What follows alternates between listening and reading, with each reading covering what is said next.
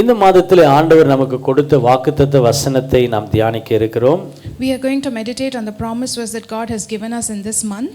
முதலாவது நான் தமிழிலே வாசிக்கிறேன், பின்பு ஆங்கிலத்திலே நாம் வாசிக்க கேட்போம். ஏசாயா தீர்க்கதரிசன புத்தகம் 8ஆம் அதிகாரம் 11ஆம் வசனம். Isaiah chapter 8 and verse 11. கர்த்தருடைய கரம் என்மேல் அமர்ந்து அவர் என்னோடு பேசி, நான் இந்த ஜனத்தின் வழியிலே நடவாதபடி எனக்கு புத்தி சொல்லி விளம்பினதாவது. This is what the Lord says to me with his strong hand upon me. கடந்த மாதம் முழுவதும் தேவன் நம்மை ஆசீர்வதித்து நடத்தி வந்தார். God had blessed us and protected us throughout the last month. இந்த மாதத்திலே தேவன் நம்மை அதிசயமாய் நடத்த போகிறார். God is going to lead us miraculously in this month. இந்த மாதத்திலே தேவன் தம்முடைய பிள்ளைகளுக்கு அவர் சொல்லுகிற காரியம், அவருடைய கரத்தை நம்மேல் அமர பண்ண அவர் போதுமானவராய் இருக்கிறார். In this month, God is promising that his hand is enough to be strong upon us. தேவன் நடப்பிக்கும் கிரியை என்ன என்பதை இந்த நாளிலே தேவன் நமக்கு உணர்த்தி கொடுப்பாராக. May God reveal unto us what is the act of God when his hand is upon us. யாத்திராகமம் 3ஆம் அதிகாரம் 20ஆம் வசனத்திலே நாம் வாசிக்கிறோம். When we read in Exodus chapter 3 and verse 20, என் கையை நீட்டி நான் செய்யும் சகலவித அற்புதங்களை நீங்கள் காண்பீர்கள். You will see all the miracles that I do when I stretch out my hand. என் கரத்தை நான் நீட்டும் பொழுது நீங்கள் பார்க்க போகிற காரியங்கள் என்ன? What are you going to see when I stretch out my hand? அவருடைய கரத்தின் மூலமாய் ஒரு விடுதலை காணப்பட போகிறது. There is going to be a deliverance when he stretches his hand. தேவன் தம்முடைய கரத்தை அமர பண்ணும் பொழுது தம்முடைய பிள்ளைகளுக்கு அது விடுதலையா இருக்கும். It will be a deliverance for his children when God stretches out his hand. ஆனால் சத்துருக்கோ அது ஆமென் விரோதமாய் அமைய கர்த்தர் போதுமானவராய் இருக்கிறார். But it will be against the enemy. அதை தான் நாம் யாத்திராகமம் 7ஆம் அதிகாரம் 4ஆம் வசனத்திலே வாசிக்க முடியும். This is what we read in Exodus chapter 7 and verse 4. பார்வோன் உங்களுக்கு செவி கொடுக்க மாட்டான், ஆகையால் எகிப்துக்கு விரோதமாய் என் கையை நீட்டி. He will not listen to you. Then I will lay my hand on Egypt and with mighty acts of judgment. என்னுடைய கை நீட்டப்படும் பொழுது When my hand is stretched out, தேவ பிள்ளைகளுக்கு அது விடுதலையாய் காணப்படும். it will be a deliverance for the children of ஆனால் God. சத்துருவுக்கு அது விரோதமாய் இருக்கும். But it will be against the enemy. எகிப்தின் ஜனங்கள் முழுவதும் எதை நம்பிக்கொண்டிருந்தார்கள் என்று சொன்னால், What were the people of Egypt believing? அதை சுற்றியிருந்த அந்த முழுவதும், அந்த தேசம் முழுவதும் நதிகளினால் நிறைந்திருந்தது. It was surrounded by rivers. அந்த நதியை அவர்கள் நம்பியிருந்தார்கள். They relied upon the rivers. தேவன் தம்முடைய பிள்ளைகளுக்கு விரோதமாய் எழும்புகிறவர்களை கர்த்தர் முதலாவது தொட்ட காரியம் என்னவென்று சொல்லி நமக்கு தெரியும். We know what God brought against the people who came against his children. நதியை அடித்தார். He struck down the river. தண்ணீர் எல்லாம் இரத்தமாய் மாறினது. All the water was turned into blood. ஆனால் தேவனுடைய பிள்ளைகளுக்கு அதுல எந்த ஒரு குறைபாடும் காணப்படவில்லை. But there was no lack for the children of God in this. ஏனென்று சொன்னால் தேவனுடைய பிள்ளைகள் இருக்கிறதிலே அது தண்ணீர் ஊற்று காணப்பட்டது. Because where the children of God were, there were rivers, waters flowing. யாத்திராகமம் 7ஆம் அதிகாரம் 24ஆம் வசனத்திலே நாம் பார்க்கும் பொழுது, when we read in Exodus chapter 7 and தேசம் முழுவதும் நதிகள் எல்லாம் தண்ணீர் எல்லாம் இரத்தமாய் மாறினது எகிப்து ஜனங்கள் கேள்விப்பட்ட பொழுது, when the Egyptians heard that all the drinking water of Nile குடிக்க was தண்ணீர் இல்லாமல் இருந்த பொழுது, when they did not have water to drink, நீரூற்றை தேடி அலைந்தார்கள். they searched for water. நீரூற்று யாரிடத்தில் இருந்தது என்று சொன்னால் தேவ ஜனங்களின் மத்தியிலே இருந்தது.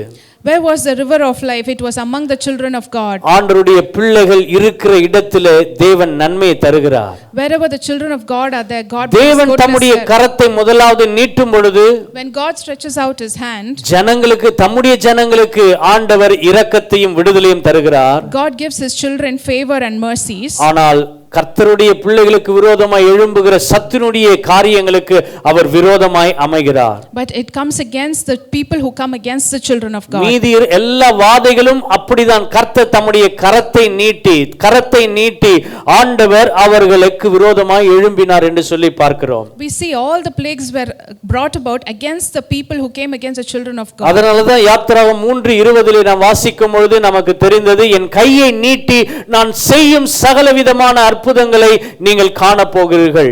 That is why it says in verse 20, it says, I stretched out my hand and I brought it against them.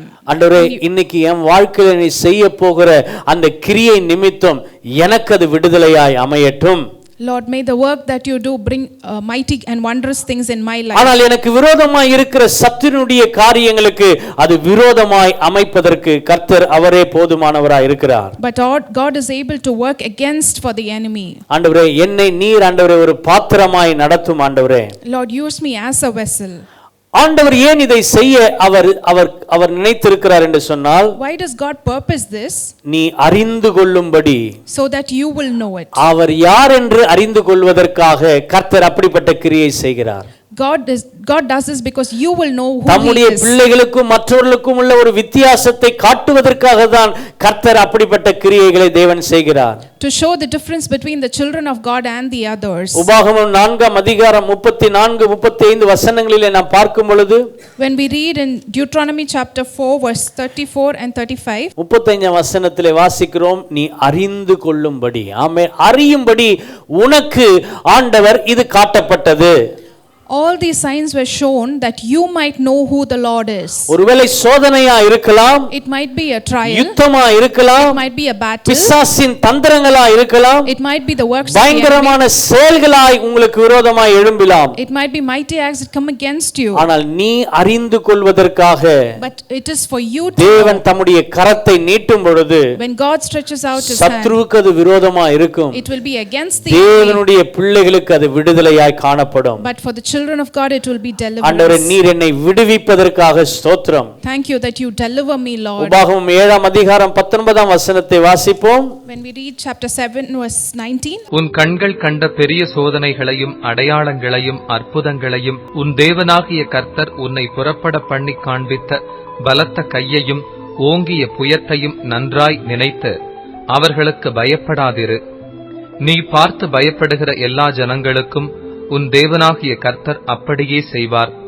உன்னை பார்த்து, ஆமென், ஹல்லேலூயா, பயப்படுகிற எல்லா ஜனங்களுக்கும் ஆண்டவர் அப்படியே செய்வார். praise the lord, hallelujah, amen. நீங்க போகிற பாதை சூழ்நிலை எதுவா இருந்தாலும் சரி, no matter what the path that you walk in, ஆண்டவர் ஓங்கிய புயத்தினால் இந்த காரியத்தை செய்ய போதுமானவராய் இருக்கிறார். God is able to do this because of his mighty hand. அவர் நேற்றும் இன்றும் என்றென்றும் மாறாதவராய் இருக்கிறார். he is the unchanging God yesterday, today and forever. ஏசாயா தீர்க்கதரிசி சொல்லும் பொழுது 61ஆம் அதிகாரம் முதல் வசனத்திலே, when Isaiah says in chapter 61 and verse 11, சிறைப்பட்டவர்களை விடுதலையாக்கும் பொழுது கர்த்தருடைய வல்லமை நமக்குள் இறங்குகிறது. to deliver the people who are imprisoned, God's mighty acts come for us. எந்தெந்த காரியத்திலே சிறைப்பட்டிருக்கிறீர்களோ கர்த்தருடைய கரம் நம்மேல் அமரும் பொழுது தேவன் அதை தம்முடைய பிள்ளைகளுக்கு விடுதலை கொடுக்க போதுமானவராய் இருக்கிறார். in whatever things that you are imprisoned, God is able to deliver you. கரங்களை உயர்த்தி அல்லேலூயா சொல்லும்படி கேட்கிறேன். amen. உன் சிறையிருப்பை மாற்றுவதற்காக கர்த்தருடைய கரம் நீட்டப்படுகிறது. God's hand is stretched out to deliver you from your prison. தமது கரத்தை அவர் அமர பண்ணும் பொழுது, when he stretches out his hand, அன்று மாத்திரம் அவர் அற்புதம் செய்யவில்லை, இன்றும் அற்புதங்களை செய்து கொண்டிருக்கிறார். not just that day, even today he is working miracles. 600 ஆண்டுகளுக்கு பின்பு இயேசு கிறிஸ்து மீண்டுமாய், ஆமென், ஹல்லேலூயா, தேவ ஆலயத்திலே ஏசாயா தீர்க்கதரிசியை வாசிக்கும் பொழுது, even after 600 years when we read about Jesus Christ, லூக்கா எழுதின சுவிசேஷம் 4ஆம் அதிகாரம் 18ஆம் வசனத்திலே அதே வார்த்தையை வாசிக்கிறார் இயேசு கிறிஸ்து. we read the same words that Jesus reads out in Luke chapter 4 and verse 18. ஏன் அதை வாசித்தார் என்று சொன்னால், why does he read it? சிறைப்பட்டிருக்கிறவர்களையும் கட்டுண்டவர்களையும் விடுதலையாக்கவே நான் வந்தேன். I have come to bring freedom to the prisoners. இன்னைக்கு ஆண்டவரே என் வாழ்க்கையிலே ஆண்டவரே சிறைப்பட்டிருக்கிற காரியங்களை, கட்டப்பட்டிருக்கிற காரியங்களை நீர் விடுதலையாக்க உம்முடைய கரத்தை எனக்கு நேராய் நீட்டும் ஆண்டவரே.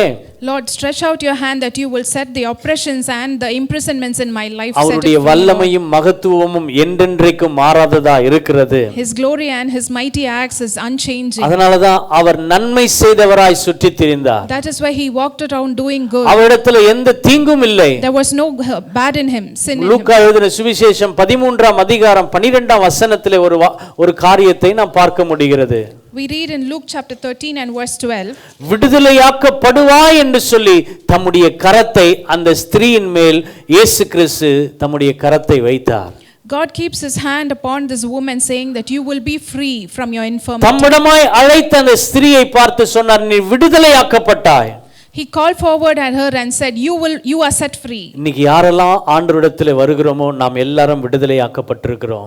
Now today whoever comes unto the Lord, you are set free. எந்தெந்த காரியங்களிலே விடுதலையாக்க முடியாதபடி நீங்கள் ஒரு சூழ்நிலையில கட்டப்பட்டிருப்பீர்கள் என்று சொன்னால், In whatever situation you might be oppressed and imprisoned, இந்த மாதத்திலே ஆண்டவரே உம்முடைய கரத்தை என்மேல் அமர பண்ணி எனக்கு ஒரு விடுதலை தாரும்.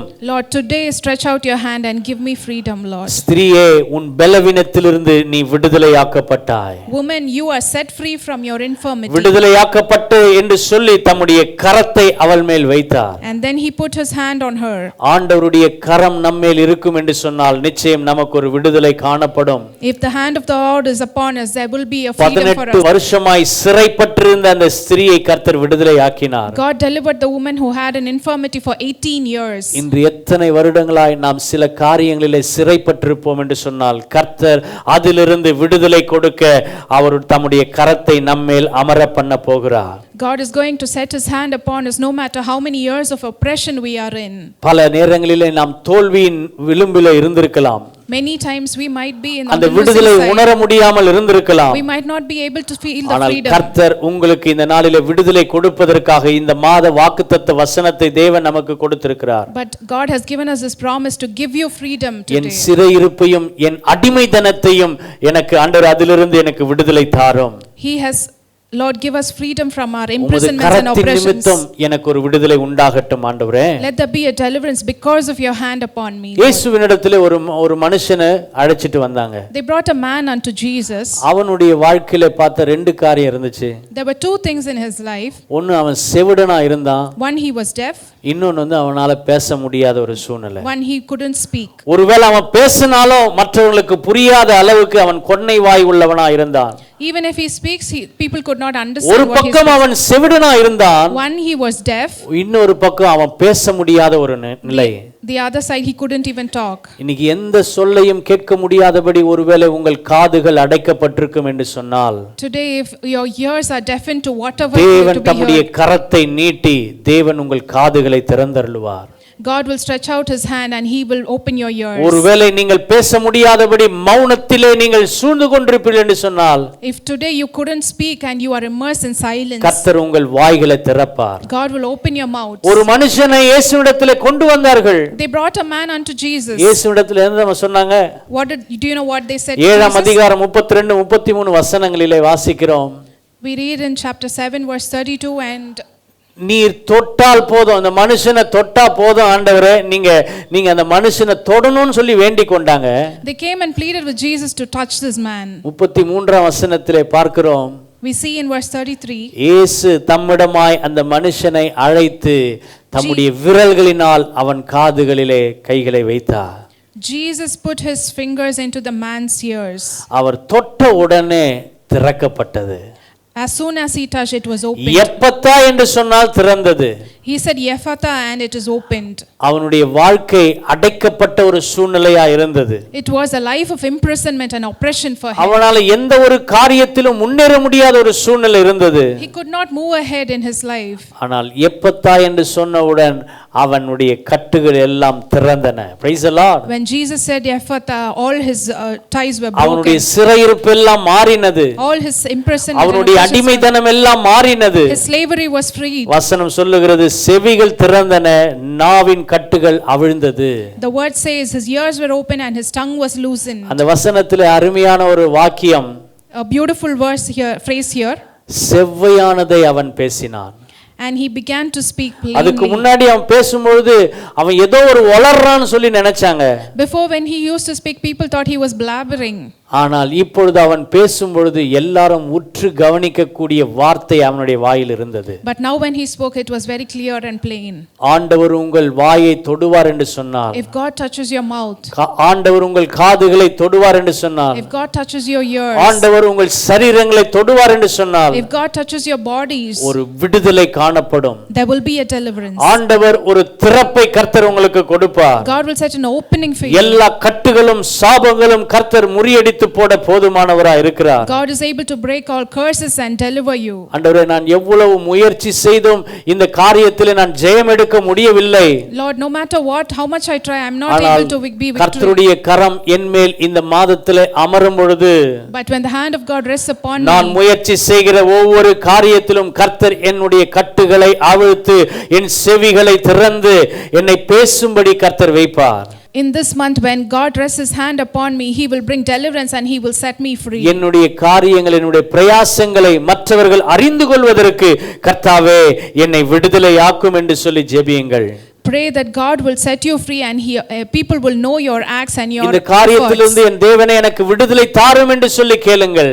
Ask God that he will give you deliverance in this very specific thing. என்னால வாயை திறந்து சரியா பாட முடியல, துதிக்க முடியல நீங்க நினைச்சுக்கிறீங்களா? If you think that you cannot open your mouth and praise God, இந்த நாளிலும் கூட ஆண்டவரே கர்த்தாவே, என்னை ஆண்டவரே உம்மை துதிக்கும்படி என் நாவை திறந்தருளும். Lord, even today release and loosen my tongue that I might praise என்னுடைய you. செவிகளை திறந்தருளும் உம்முடைய வசனத்தின் வார்த்தைகளை கேட்க. Open my ears that I might hear your word. ஒருவேளை ஜனங்கள் சொல்லுவாங்க, அதாவது வாய்ப்பே இல்லை என்று சொல்லி. Sometimes people may say that it is impossible. இது முடியாத ஒரு காரியம் என்று சொல்லி. They may say it is impossible. அப்படிதான் ஒரு மனுஷனுடைய வாழ்க்கையிலே காணப்பட்டது. That is how it was in a man's life. மத்தேயு 9:18 வசனத்திலே நாம் வாசிக்கும் பொழுது, When we read in Matthew chapter 9 and verse 18, அவர் இவர்களை சொல்லிக் கொண்டிருக்கிறதில் தலைவன் ஒருவன் வந்து அவரை பணிந்து, என் மகன் மரித்து போனால் ஆகிலும் நீர் வந்து அவள் மேல் உமது கையை வையும், அப்பொழுது அவள் பிழைப்பாள். While they were saying this, a synagogue leader came and knelt before him and said, my daughter has just died, but come and put your hand on her and she will live. இவன் யார் என்று சொன்னால் ஜெப ஆலய தலைவனா இருக்கிறான். He was the leader of the temple. அவன் ஆண்டவரிடத்தில் வந்து கேட்கிறான், ஆண்டவரே நீர் ஆண்டவரே என்னுடைய குமாரத்தி மரித்து போயிருக்கிறாள். He comes and pleads with Jesus, Lord, my daughter has died. ஆகிலும் நீர் வந்து அவளை உமது கைகளை வைத்திரு என்று சொன்னால் அவள் பிழைப்பாள். But still come and put your hands on her and she will live. வாய்ப்பே இல்லாத ஒரு இடத்திலே கர்த்தர் வாய்ப்பை ஏற்படுத்துவதற்கு அவர் போதுமானவராய் இருக்கிறார். When there are no possibilities, God is able to create possibilities. மரித்து போன ஜீவனை கர்த்தர் உயிர்ப்பிக்க போதுமானவராய் இருக்கிறார். God is able to revive a உங்கள் dead சரீரங்களை எதெல்லாம் மரித்து போன சூழ்நிலை இருக்கிறதோ, whatever is dead in your bodies, செயலற்று போய் இருக்கிறதோ, whatever is not working in your கர்த்தர் bodies, இந்த மாதத்திலே தம்முடைய கரத்தை நீட்டி நடக்க செய்வார், எழுந்திருக்கும்படி செய்வார், கர்த்தர் உயிரோடு எழுப்புவார். God is able to touch and revive it and bring it back to life. ஆண்டவர் சொல்றார், ஆமென். ஹல்லேலூயா. அந்த வசனத்திலே வாசிக்கிற 9:25 வசனத்திலே, As we read in chapter 9 and verse 25, தலித்தாகுமி என்று சொல்லி அந்த பெண்ணை அல்லது அந்த சிறு பெண்ணை கையை பிடித்து அவளை எழுப்பினார். we read that God calls her Talitha Kumi and he lifts her by her hand. ஆண்டவரே, எத்தனை ஆண்டுகளாய் நான் எழுந்திருக்க முடியாத ஒரு சூழ்நிலையில இருக்கிறேன் ஆண்டவரே. Lord, for many years I am unable to இந்த rise வேலை up. காரியத்திலே, இந்த பிசினஸ் காரியத்திலே, இந்த படிப்பின் காரியத்திலே ஆண்டவரே நான் பல முறை தோல்வியுற்று இருக்கிறேன் ஆண்டவரே. Lord, in my work, in my business, in my studies, I have lost, Lord. என்னை எழுந்திருக்க பண்ணும் ஆண்டவரே. Lord, help me rise up. எனக்கு ஒரு விடுதலை தாரும் ஆண்டவரே. Lord, give me a deliverance. நீர் அப்படி எனக்கு விடுதலை கொடுக்கும் பொழுது When you give me a deliverance, ஆண்டவரே உம்முடைய உயிர்த்தெழுதலின் வல்லமையை நான் அனுபவிக்க முடியும். I will be able to experience the power of your salvation. இந்த இயேசு கிறிஸ்து அவர் இன்றும் ஜீவிக்கிறவராய் இருக்கிறார். Jesus Christ lives even today. எனக்கு விடுதலை கொடுக்க போதுமானவராய் இருக்கிறார். He is able to give me freedom. நம்மை எழுப்ப போதுமானவராய் இருக்கிறார். He is able to rise up to நம்முடைய rise us காரியங்களுக்கு அவர் பிரயாசம் பட தேவாதி தேவனாய் இருக்கிறார். He is able to give us deliverance in our efforts. கர்த்தர் நிச்சயம் நமக்கு கொடுத்திருக்கிற அந்த வாக்குத்தத்தங்களை அவர் நிறைவேற்ற போதுமானவராய் இருக்கிறார். God is more than enough to fulfill all the promises that he விடுதலை has given கொடுப்பார். us. He will give us deliverance. நன்மை செய்வார். He will do good things. அவருடைய கரத்தை நம்மேல் அமர பண்ணுவார். He will rest his hand upon அவருடைய us. வாக்குத்தத்தங்கள் மாறுவதே இல்லை. His promises never change. எப்படி நமக்கு அதை உணர்ந்து கொள்ள முடியும்? How do we realize this? Mark 16:18 வசனத்திலே நான் வாசிக்கும் பொழுது, When we read in Mark chapter 16 and verse 18, நீங்கள் வியாதிஸ்தர்கள் மேல் கைகளை வைப்பீர்கள், you will lay your hands upon the sick, அப்பொழுது அவர்கள் சுஸ்தமாவார்கள். then they will be healed. Yes, நடக்கும். Yes, it will happen. ஏன் தெரியுமா? Why? ஆண்டவர் இதற்கு முன்பாகவே சொன்னார். யோவான் 14:12 வசனத்திலே, Because Jesus said in John chapter 14, என்னை விசுவாசிக்கிறவன் நான் செய்கிற கிரியைகளையும் செய்வான், அவைகளை பார்க்கிலும் பெரிதானவைகளை செய்வான். Whoever believes in me will do the things that I do and much more than what I do. ஆண்டவரே நீர் எங்களுக்கு கொடுத்திருக்கிற அந்த அபிஷேகத்துக்காய் ஸ்தோத்திரம். Lord, thank you for the anointing that அந்த you have given வல்லமைக்காய் us. ஸ்தோத்திரம். Thank you for the power that you have உம்முடைய given us. கரத்தை எங்கள் மேல் அமர பண்ணும்போது When you lay your hand upon எங்களுக்கு us, விடுதலை கிடைக்கிறது. we receive deliverance. மட்டுமல்ல, Not just that, நாங்கள் மற்றவர்களுக்கு எங்களுடைய கரத்தை வைக்கும் பொழுது but when we lay our hands upon others, நீர் எங்களுக்கு அப்படிப்பட்ட சுகமளிக்கும் வரத்தையும் கொடுக்கிறீர். you give us a gift of healing also. அப்போஸ்தலர் 28ஆம் அதிகாரம் When we read in Acts chapter 8, 8ஆம் 28, வசனத்தை வாசிப்போம். பவுல் அவனிடத்திற்கு போய் ஜெபம் பண்ணி அவன் மேல் கைகளை வைத்து அவனை குணமாக்கினான். when his father was sick in bed suffering from fever and dysentery, Paul went in to see him and after praying placed his hands upon him and healed him. கர்த்தர் கொடுத்த அதிகாரத்தினாலே, தேவன் கொடுத்த அந்த வல்லமையினாலே, Because of the authority and power that God had given him, நீங்கள் விசுவாசத்தோடு பிணியாளிகளுக்கு, வியாதிஸ்தர்களுக்கு சுகம் கொடுக்கும்படி நீங்கள் கைகளை வைத்து ஜெபிக்கும் பொழுது அங்கு விடுதலை உண்டாகும். when you pray in faith by the power that Jesus has given you and over the sick, God will give the healing and deliverance. யோவானும் பேதுருவும் ஆமென் தேவாலயத்துக்கு கடந்து போகிறார்கள். John and Peter were going to the temple. அந்த இடத்திலே ஒரு சப்பானி, ஒரு முடவன் அவனை சுமந்து வந்து அந்த இடத்திலே பிச்சை கேட்கும்படி உட்கார வைத்திருந்தார்கள். We see a crippled man who was brought there and kept there. இவர்கள் இருவரும் சொன்ன காரியம், What these எங்களிடத்திலே people வெள்ளியும் இல்லை பொன்னும் இல்லை, we do not have gold and silver. நசரனாகிய இயேசுவின் நாமத்தினாலே எழுந்து நட என்று சொல்லி They said, in the name of Jesus of Nazareth, rise up அவன் and walk. கைகளை பிடித்து எழும்ப விட்டார்கள். They lent their hands and made him rise up.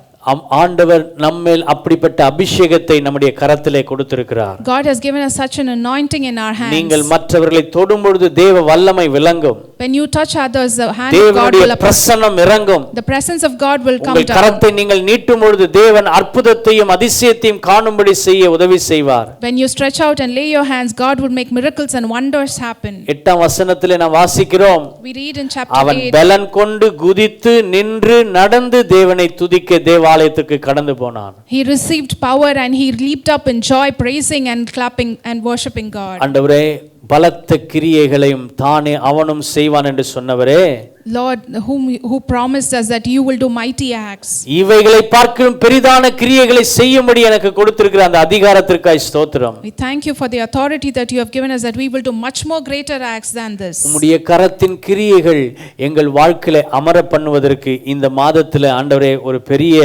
எழுப்புதல் எங்கள் வாழ்க்கையில வரட்டும். Lord, let there be a revival that comes in our lives, that your hand might rest upon us, Father இதை God. நான் பெற்றுக்கொள்ள வேண்டும் என்று சொன்னால் நான் செய்ய வேண்டியது என்ன? If we have to receive this, what should we do? மீண்டும் வாசிப்போம். உபாகமம் 7ஆம் அதிகாரம் 19ஆம் வசனம். Let's read Deuteronomy chapter 7 and verse 19. உன் கண்கள் கண்ட பெரிய சோதனைகளையும் அடையாளங்களையும் அற்புதங்களையும் உன் தேவனாகிய கர்த்தர் உன்னை புறப்பட பண்ணி காண்பித்த பலத்த கையையும் ஓங்கிய புயத்தையும் நன்றாய் நினைத்து அவர்களுக்கு பயப்படாதிரு.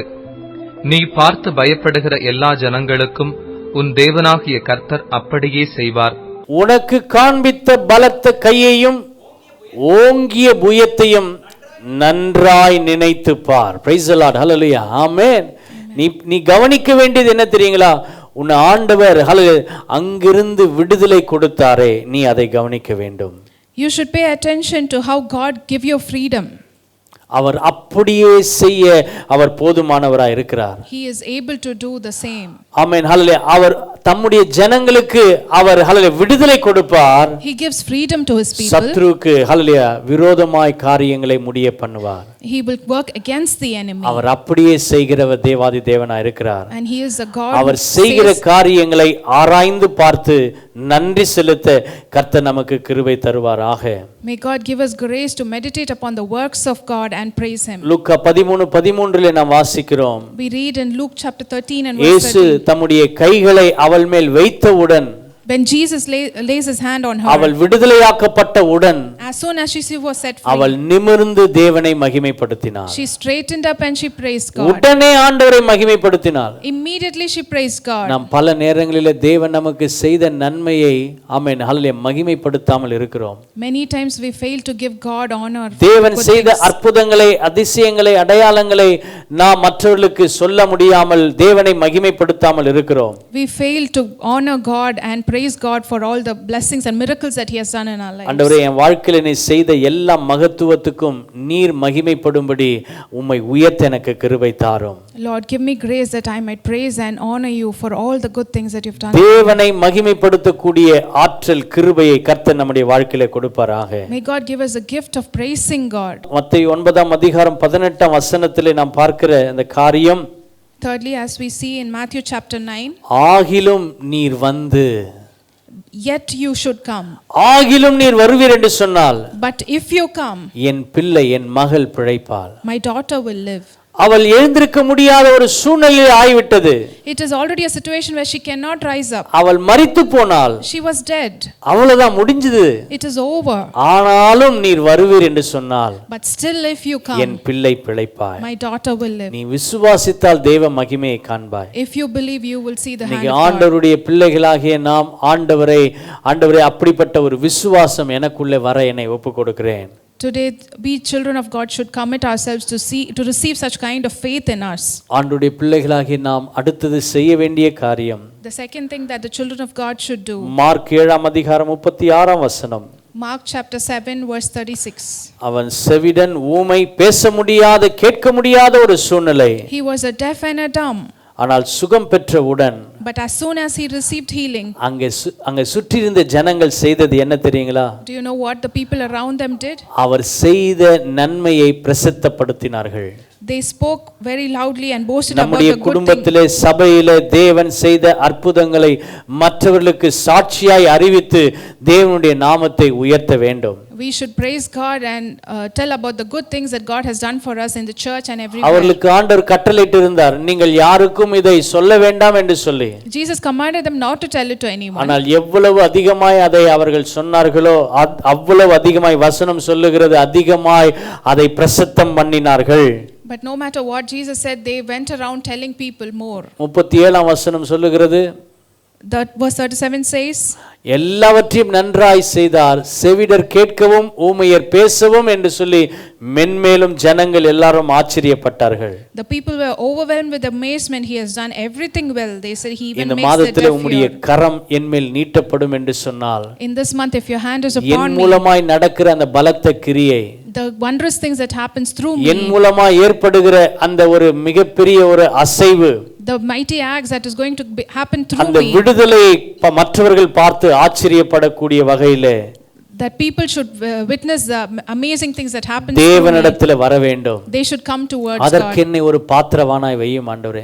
Use me as a vessel for that, Lord. அதற்கு என்னை ஒரு விசுவாசத்தின் பாதையில் என்னை நடத்தி செல்லும் ஆண்டவரே. Lead me in a path of faith for this purpose, உம்முடைய Lord. கரம் என் மேல் அமரட்டும் ஆண்டவரே. Let your hand rest upon உம்முடைய me, Lord. பலத்த கரம் என்னை ஆண்டவரே வழி நடத்தி செல்லட்டும் ஆண்டவரே. Let your mighty hand lead me, Lord. இந்த மாதத்திலே என்னுடைய அவிசுவாசம் எல்லாம் நீங்கி விசுவாசத்திலே பெருக செய்ய கிருபை தாரும். Lord, take away all my unbelief and let my faith உம்முடைய multiply. பிள்ளைகளை நீர் விடுதலை ஆக்குகிறீர். Lord, you deliver your உம்முடைய children. பிள்ளைகளை ஆண்டவரே காரியங்களை திறக்க பண்ணுகிறீர். You open ways for your உம்முடைய children. பிள்ளைகள் வாழ்க்கையில் எழுந்திருக்க முடியாதவைகளை எழுந்திருக்க பண்ணுகிறவராய் You make இருக்கிறீர். your children rise up, அந்த வல்லமை இன்றும் இருக்கிறபடியால் ஸ்தோத்திரம். and that same power is even there today. Chennai Kottivakkam AG சபையின் ஆராதனை நேரங்கள்.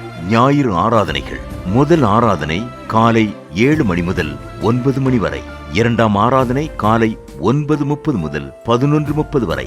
மாலை ஆராதனை மாலை 6 மணி முதல் 7:15 மணி வரை. செவ்வாய்க்கிழமை தோறும் சங்கிலி ஜெபம் காலை 6 மணி முதல் மாலை 6 மணி வரையில். சனிக்கிழமைகளில் உபவாச ஜெபம் காலை 11 மணி முதல் பிற்பகல் 12:15 மணி வரையிலும். அன்பானவர்களே, இந்த சபை ஆராதனைகளை நீங்கள் பங்கு பெறுங்கள். தேவ ஆசீர்வாதங்களை பெற்று மகிழுங்கள். மேலும் விவரங்களுக்கு கொட்டிவாக்கம் ஏஜி சபை எண் 2/18 காமராஜர் சாலை, கொட்டிவாக்கம், சென்னை 41